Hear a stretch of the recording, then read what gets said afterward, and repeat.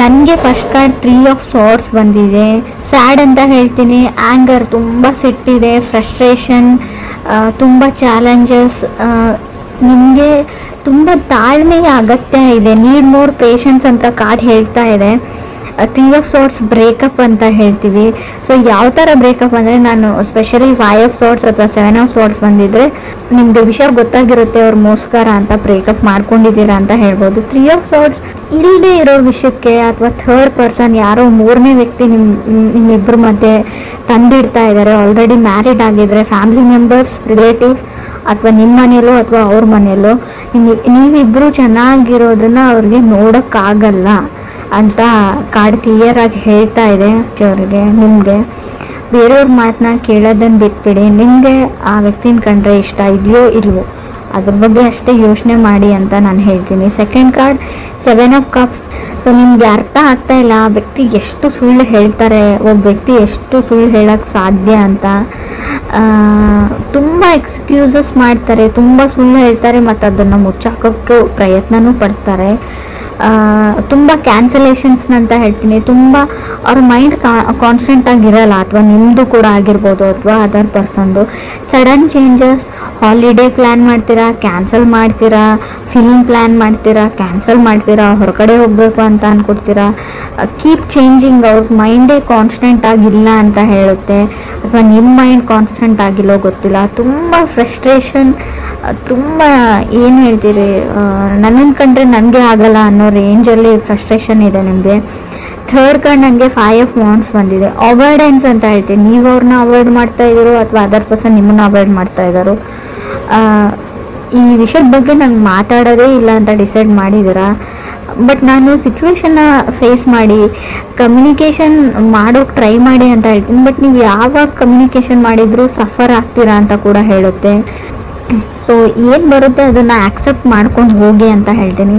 So maybe 5 of ವಾಂಡ್ಸ್ನು ಸಪ್ರೇಷನ್ನ represent ಮಾಡುತ್ತೆ. ಸೊ ಡೆಸ್ಟಿನಿ ಅದು ಏನಾಗಬೇಕು ಅಂತ ಇರುತ್ತೆ ಅದು ಹಾಗೇ ಆಗುತ್ತೆ.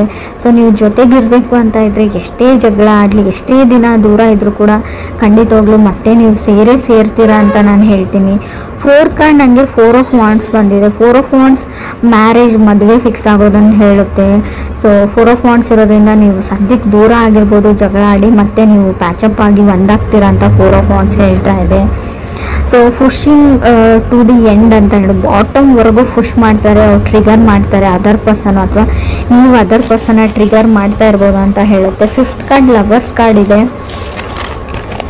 ಲವರ್ಸ್ ಕಾರ್ಡ್ ಆ್ಯಕ್ಷನ್ ಮ್ಯಾಟರ್ಸ್ ಅಂತ ಹೇಳುತ್ತೆ. ನೆಕ್ಸ್ಟ್ ಕಪಲ್ ಆಫ್ ವೀಕ್ಸಲ್ಲಿ ತುಂಬಾ ಜಗಳಗಳಾಗ್ಬೋದು, ತುಂಬಾ ಸಾರಿ ಇರ್ಬೋದು, ಫರ್ಗಿವ್ನೆಸ್ ಇರಲಿ ನಿಮ್ಮ ಹತ್ರ ಅಂತ ಹೇಳ್ತೀನಿ. ಏನೇ ಆಗಿದ್ರು ಅವ್ರನ್ನ ಕ್ಷಮಿಸ್ಬಿಡಿ ಅಂತ ಕಾರ್ಡ್ ಹೇಳ್ತಾ ಇದೆ. ಸೊ ಇದರಿಂದ ನಿಮ್ಮ ರಿಲೇಷನ್ಶಿಪ್ ಉಳಿಯುತ್ತೆ. ಫ್ಯೂಚರ್ ಚೆನ್ನಾಗಿದೆ, ಬಟ್ ಸದ್ಯಕ್ಕೆ ಇದು ಸೈಕಲ್ ಥರ ಈಗ ಮತ್ತೆ ಜಗಳ ಆಗಿದೆ ಮುಂದೆ ಆಗಲ್ಲ ಅಂತ ಹೇಳಲ್ಲ, ಮತ್ತೆ ಜಗಳಗಳು ಆಗ್ತಾನೇ ಇರುತ್ತೆ. ಬಟ್ ನಿಮ್ಮ ಹತ್ರ ಇದೆ ಪೇಷನ್ಸ್ ಇಸ್ ಎ ಕೀ ಅಂತ ಹೇಳ್ತೀನಿ. ಎಷ್ಟು ನಿಮ್ಮ ಹತ್ರ ತಾಳ್ಮೆ ಇರುತ್ತೆ ಅಷ್ಟು ವರ್ಕ್ ಆಗುತ್ತೆ ಅಂತ ನಾನು ಹೇಳ್ಬೋದು. 6th ಕಾರ್ಡ್ ಸ್ಟಾರ್ ಕಾರ್ಡ್ ಬಂದಿದೆ.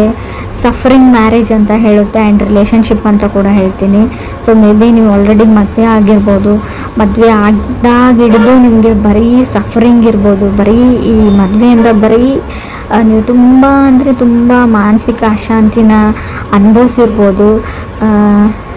ಸೊ ಅದು ಡೆಸ್ಟಿನಿಯಲ್ಲಿದೆ, meant to have a fight ಅಂತ. ಸೊ ಅದನ್ನು ನೀವು ಚೇಂಜ್ ಮಾಡೋಕ್ಕಾಗಲ್ಲ. ಇವ್ರನ್ನೇ ಅಲ್ಲ, ಬೇರೆ ಯಾರನ್ನು ಕೂಡ ನೀವು ಮದುವೆ ಆಗಿದ್ರು ಡೆಸ್ಟಿನಿನ ಬದಲಾಯಿಸೋಕ್ಕಾಗಲ್ಲ. ಹಣೆ ಬರ ಅಂತ ಹೇಳ್ತೀವಿ ನಾವು, ಅದನ್ನು ನೀವು ತೆಗ್ದಾಕೋಕ್ಕಾಗಲ್ಲ. 7th ಕಾರ್ಡ್ 10 ಆಫ್ ವಾಂಡ್ಸ್ ಬಂದಿದೆ. ಅನ್ಲೋಡ್ ದಿ ಬ್ಯಾಗೇಜ್ ಅಂತ ಹೇಳ್ತೀವಿ, ಲ್ಯಾಪ್ಸ್ ಆಫ್ ಜಡ್ಜ್ಮೆಂಟ್ ಅಂತ ಹೇಳ್ತೀವಿ, ಪ್ಲ್ಯಾನ್ ಅಂತ ಹೇಳ್ಬೋದು. ನೀವು ಅದರ್ ಪೀಪಲ್ನ ಸಡನ್ನಾಗಿ ಜಡ್ಜ್ ಮಾಡೋದನ್ನು ಬಿಡಿ ಅಂತ ಹೇಳ್ತಾ ಇದೆ ಕಾರ್ಡು. ಸೊ ನೀವು ತುಂಬ ಬೇಗ ಬೇರೆಯವ್ರ ಬಗ್ಗೆ ನೆಗೆಟಿವ್ ಆಗಿ ಯೋಚನೆ ಮಾಡ್ತಾ ಇರ್ಬೋದು, ನೀವು ಅಥವಾ ಅದರ್ ಪರ್ಸನ್ನು. So maybe other person last ಮಿನಿಟಲ್ಲಿ ಅವ್ರ ಮೈಂಡ್ನ ಚೇಂಜ್ ಮಾಡ್ಕೊಳ್ತಾರೆ, ಸಡನ್ನಾಗಿ ಅವ್ರ ಡಿಸಿಷನ್ನ ಚೇಂಜ್ ಮಾಡ್ಕೊಂಡ್ಬಿಡ್ತಾರೆ ಅಂತ ಕಾರ್ಡ್ ಹೇಳುತ್ತೆ, ಅಥವಾ ನೀವು ಮಾಡ್ಕೋಬೋದು. 8th ಕಾರ್ಡ್ ಹರ್ಮೆಟ್ ಕಾರ್ಡ್ ಬಂದಿದೆ. ಟೈಮ್ ಔಟ್ ಅಂತ ಅನ್ನಿಸ್ತಾ ಇರ್ಬೋದು ನಿಮಗೆ, ಇನ್ನು ಸಾಕಪ್ಪ ಸಾಕು, ಇದರಿಂದ ಹೊರಗಡೆ ಹೋದ್ರಾಯ್ತು ಅಂತ ಕೂಡ ಅನಿಸ್ಬೋದು. ಬಟ್ ತಾಳ್ಮೆ ಇರಲಿ ಅಂತಲೇ ಕಾರ್ಡ್ ಹೇಳ್ತಾ ಇರೋದು. ನೀವು ಕನೆಕ್ಟ್ ಆಗಿರೋ ವ್ಯಕ್ತಿ ಏನು ತುಂಬ ಕೆಟ್ಟ ವ್ಯಕ್ತಿ ಅಲ್ಲ, ಅವ್ರು ತುಂಬ ಒಳ್ಳೆಯವರು. ಸೊ ಸಿಚುವೇಶನ್ನು, ಈ ಪ್ಲ್ಯಾನೆಟ್ ರೆಸ್ಟ್ರೋಗೇಷನ್ನು, ಅವ್ರ ಚಾರ್ಟಲ್ಲಿರೋ ಗ್ರಹಗಳು, ಹೇಳ್ತೀವಲ್ವ ಅವ್ರ ಡೆಸ್ಟಿನಿ, ಸೊ ಆ ಥರ ಮಾಡಿಸ್ತಾ ಇರುತ್ತೆ. ಅವ್ರು ಮಾಡ್ತಾ ಇರಲ್ಲ. ಬಟ್ ಕೆಲವ್ರಿಗೆ ನಿಮ್ಮನ್ನು ಸಹಿಸ್ಕೊಳ್ಳೋಕ್ಕಾಗಲ್ಲ. ಸ್ವಲ್ಪ ದೃಷ್ಟಿ ದೋಷ ಅಂತ ಹೇಳ್ತೀವಿ, ಆದಷ್ಟು ಅದನ್ನು ನಿವಾರಣೆ ಮಾಡ್ಕೊಳ್ಳಿ ಅಂತ ಹೇಳ್ಬೋದು. ಹರ್ಮೆಟ್ ಕಾರ್ಡ್ ಸೋಲ್ ಸರ್ಚಿಂಗ್, ತುಂಬ ಡಿಪ್ರೆಷನ್ನಲ್ಲಿ ಇರ್ತೀರ, ಸ್ವಲ್ಪ ಮೆಡಿಟೇಷನ್ ಮಾಡಿ, ಯಾವುದಾದ್ರೂ ವೆಕೇಷನ್ಸಿಗೆ ಹೋಗಿ, ಪ್ಲೇಸ್ ಚೇಂಜ್ ಮಾಡಿ, ಫ್ರೆಂಡ್ಸ್ನ ಮೀಟ್ ಮಾಡಿ, out of the box think ಮಾಡಿ, ನಿಮ್ಮ ಲೈಫ್ನ ಬಿಟ್ಬಿಟ್ಟು ಬೇರೆದ್ರ ಬಗ್ಗೆ ಯೋಚನೆ ಮಾಡಿ ಅಂತ ಹೇಳ್ತೀನಿ. 9th card 7 of pentacle, patience is the big thing ಅಂತ ಹೇಳುತ್ತೆ ಇಲ್ಲಿ. ಸೊ ಯಾವಾಗ ಇಬ್ಬರು ವ್ಯಕ್ತಿಗಳು ಜಗಳ ಆಡಿ ತುಂಬ ಹರ್ಟ್ಫುಲ್ ಮಾತುಗಳನ್ನ ಆಡಿ, ಕೆಲವ್ರಿಗೆ ಹರ್ಟ್ ಮಾಡಿರ್ತೀರ ನೀವು, ಅದರ್ ಪರ್ಸನ್ ನಿಮಗೆ ಅದರ್ ಪರ್ಸನ್ಗೆ. ಬಟ್ ಅದನ್ನು ಫಾರ್ಗಿವ್ ಮಾಡೋದು ಅಥವಾ ಕ್ಷಮಿಸೋದು ಅಷ್ಟು ಸುಲಭ ಅಲ್ಲ ನನಗೆ ಗೊತ್ತು. But 7 of pentacles, forgiveness is A key, patience is A key ಅಥವಾ ಬಿಗ್ ಥಿಂಗ್ ಅಂತ ಹೇಳ್ತಾ ಇದೆ. ನೀವು ತಾಳ್ಮೆ ಮತ್ತು ಒಬ್ಬ ವ್ಯಕ್ತಿನ ಕ್ಷಮಿಸುವಂಥ ಗುಣನ ನೀವು ಈ ಮಂತಲ್ಲಿ ಅಥವಾ ಈಗಲೇ ಇಟ್ಕೊಂಡ್ರೆ, ಸೊ ನಿಮ್ಮ ರಿಲೇಷನ್ಶಿಪ್ ತುಂಬ ಚೆನ್ನಾಗಿರುತ್ತೆ. ನಿಮ್ಗೆ ಅನ್ನಿಸ್ಬೋದು ಬಿಟ್ಟು ಹೋಗ್ಬಿಡ್ತೀನಿ, ಸಪ್ರೇಟ್ ಆಗಿಬಿಡೋಣ, ಡಿವೋರ್ಸ್ ತೊಗೊಂಡ್ಬಿಡೋಣ ಅಂತ, ಬ್ರೇಕಪ್ ಮಾಡ್ಕೊಂಡ್ಬಿಡೋಣ ಅನಿಸ್ಬೋದು ಕೆಲವರಿಗೆ. ಬಟ್ ಅದಾದಮೇಲೆ ತುಂಬ ದೊಡ್ಡ ಪ್ರೊಸೆಸ್ ಇರುತ್ತೆ. ಆ ಫ್ರಸ್ಟ್ರೇಷನ್ನು, ಆ ವ್ಯಕ್ತಿನ ಮರೆಯೋಕ್ಕಾಗಲ್ಲ ನಿಮಗೆ. 4 ಆಫ್ ಸೋರ್ಸ್ ಕಾರ್ಡ್ ಬರ್ತಾ ಇರುತ್ತೆ, ಅಂದರೆ ನಿಮ್ಗೆ ನಿದ್ದೆನೇ ಬರೋದಿಲ್ಲ. ಆ ಹಳೆ ನೆನಪುಗಳು, ಮೆಮೊರೀಸು, ಅದರಿಂದ ಹೊರಗಡೆ ಬರೋದು ಅಷ್ಟೊಂದು ಸುಲಭ ಅಲ್ಲ. ಇದನ್ನು ಅನುಭವಿಸಿದವ್ರಿಗೆ ಅಷ್ಟೇ ಗೊತ್ತಿರುತ್ತೆ. ನಿಮಗೆ ಈಸಿ ಅಂತ ಅನ್ನಿಸ್ಬೋದು, ಬರೀ ಮಾತಲ್ಲಿ ಅನಿಸುತ್ತೆ. ಅದನ್ನು ನೀವು ಟ್ರೈ ಮಾಡಿದರೆ ತುಂಬ ಸಫರ್ ಆಗ್ತೀರಾ ಅಂತಲೂ ಕಾರ್ಡಲ್ಲಿ ಹೇಳ್ತಾ ಇದೆ. 10th ಕಾರ್ಡ್ ನನಗೆ 10 ಆಫ್ ಸಾರ್ಡ್ಸ್ ಬಂದಿದೆ. ನೀವು ಕ್ಷಮಿಸಿದ್ರೆ ನಿಮ್ಮ ಲೈಫು ತುಂಬಾ ಅಂದರೆ ತುಂಬ ಚೇಂಜ್ ಆಗುತ್ತೆ. ನಾನು ಯಾವ ಥರ ಹೇಳ್ಬೇಕು ಗೊತ್ತಾಗ್ತಾ ಇಲ್ಲ. ಸ್ವಲ್ಪ ಕ್ಷಮೆ ಇರಲಿ ಅಂತ ಹೇಳ್ತೀನಿ. ನನಗೆ ಗೊತ್ತು ತಪ್ಪೆಲ್ಲ ಅದರ್ ಪರ್ಸನ್ದೇ ಅಂತಲೂ ಗೊತ್ತು. ಬಟ್ ಆದರೂ ಕೂಡ ಈ ಒಂದು ಮಂತ್ ಸುಮ್ಮನಿರೋಕ್ಕೆ ಟ್ರೈ ಮಾಡಿ, ತಾಳ್ಮೆ ಇರಲಿ ಅಂತ ಹೇಳ್ತೀನಿ. 10 ಆಫ್ ಸೋರ್ಡ್ಸ್ ಇರೋದ್ರಿಂದ ತುಂಬ ಜಗಳ, ಫ್ರಸ್ಟ್ರೇಷನ್ ಇಲ್ಲದೆ ಇರೋದನ್ನು ಅವ್ರ ಫ್ಯಾಮ್ಲಿ ಮೆಂಬರ್ಸ್ ಹೇಳ್ಬೋದು, ನಿಮ್ಮ ಫ್ಯಾಮ್ಲಿ ಮೆಂಬರ್ಸ್ ಹೇಳ್ಬೋದು. ಸೊ ನೀವು ನಂಬಿರೋ ವ್ಯಕ್ತಿನೇ ನಿಮಗೆ ಮೋಸ ಮಾಡ್ಬೋದು, ನೀವು ಮಾಡಿಲ್ಲದೆ ಇರೋದನ್ನು ಮಾಡಿದಿರಿ ಅಂತಲೂ ಹೇಳ್ಬೋದು ಅಂತ ಕಾರ್ಡ್ ಹೇಳುತ್ತೆ. 11th ಕಾರ್ಡ್ ಮೂನ್ ಕಾರ್ಡ್ ಬಂದಿದೆ. ಅಬ್ಸೆಸಿವ್, ಇದು ಇದೇ ಥರನೇ ಮಾಡಬೇಕಾಗಿತ್ತು, ನಾ ಹೇಳಿದ ಥರನೇ ಆಗಬೇಕು ಅನ್ನೋದಿದೆ ನೀವು ಅಥವಾ ಅದರ್ ಪರ್ಸನ್ನು. ಮೇಕಿಂಗ್ ವಾರ್ ಅಂತ ಹೇಳುತ್ತೆ, ಒಂದು ಯುದ್ಧನೇ ಆಗ್ಬೋದು. ಸಮಥಿಂಗ್ ಅಬೌಟ್ ಟು ಚೇಂಜ್ ಅಂತ ಹೇಳುತ್ತೆ ಮೂನ್ ಕಾರ್ಡ್ ಇರೋದ್ರಿಂದ. ಮೂನ್ ಕಾರ್ಡ್ ಅಂದರೆ ಸ್ವಲ್ಪ ಕಣ್ಣೀರು ಹೇಳ್ತೀನಿ, ಹಿಡನ್ ಥಿಂಗ್ಸ್, ಕೆಲವೊಂದು ವಿಷಯಗಳನ್ನ ಅವ್ರು ಸುಳ್ಳು ಹೇಳಿರ್ಬೋದು ಅವ್ರ ಫ್ಯಾಮ್ಲಿದವರು ಅಥವಾ ನಿಮ್ಮ ಫ್ಯಾಮ್ಲಿದವರು.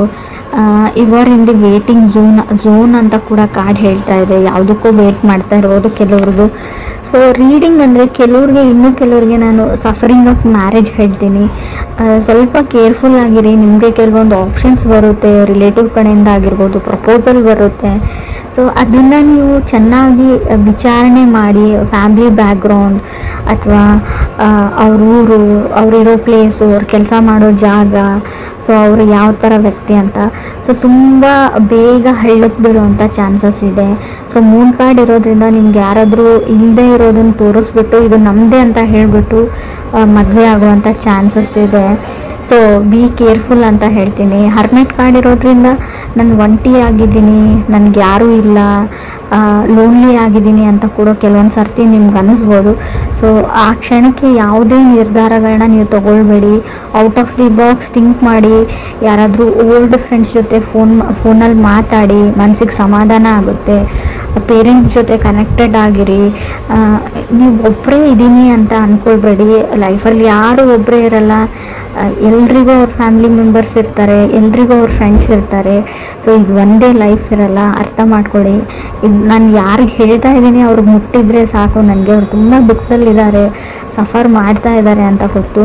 ಈ ಸಿಚುವೇಶನ್ ನಿಮ್ಗೆ ಅಷ್ಟೇ ಬಂದಿರಲ್ಲ. ರಿಲೇಷನ್ಶಿಪ್ಪಲ್ಲಿರೋರಿಗೆ, ಕಮಿಟ್ ಆಗಿರೋರಿಗೆ ಎಲ್ರಿಗೂ ಈ ಕಣ್ಣೀರು ಬಂದಿರುತ್ತೆ, ಎಲ್ಲರೂ ಈ ಕಷ್ಟನ ಅನುಭವಿಸಿರ್ತಾರೆ. ಇದನ್ನು ಉಳಿಸ್ಕೊಳ್ಳೋದು ಅಥವಾ ಕೆಡಿಸ್ಕೊಳ್ಳೋದು ಅಂತ ಹೇಳ್ತೀನಿ ನಿಮ್ಮ ಕೈಯಲ್ಲೇ ಇದೆ. ಪೇಷನ್ಸ್ ಇರಲಿ, ತಾಳ್ಮೆ ಇರಲಿ.